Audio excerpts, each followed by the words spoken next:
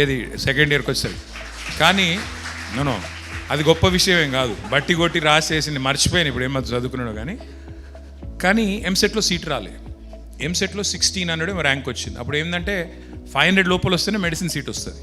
నాకు agri బీఎస్సీయో B pharmacy ఏదో వచ్చింది. సో ఇప్పుడంటే మెడికల్ కాలేజ్ 32 అయిపోయినాయి, కేసీఆర్ గారు పెట్టారు. ఇప్పుడు మస్తు ర్యాంకులు వస్తే కూడా సీట్లు వచ్చేస్తే కానీ అప్పుడు లేవు. సో ఏం చేయాలి మరి?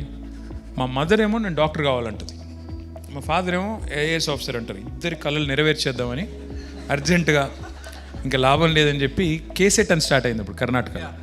సో కేసెట్ రాసిన, బెంగళూరులో సీట్ వచ్చింది. బెంగళూరులో ఏదో మంచి కాలేజీలోనే సీట్ వచ్చింది.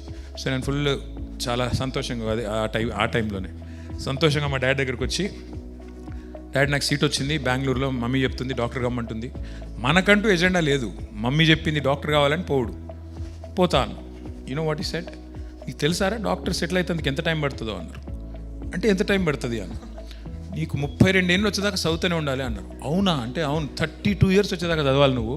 ఫస్ట్ ఎంబీబీఎస్ చేయాలి, తర్వాత ఎండీ చేయాలి, తర్వాత సూపర్ స్పెషలైజేషన్, తర్వాత ఇది అది. ఎవరైనా డాక్టర్లు ఉండరా ఇడా? లేరు, మీకు తెలియదు. సో అప్పటిదాకా ఉంటుంది. మళ్ళీ జీవితం అంతా ఎవడు అర్ధరాత్రి ఫోన్ చేసినా ఉరకాలి, నువ్వు నీ ఇష్టం అన్నారు.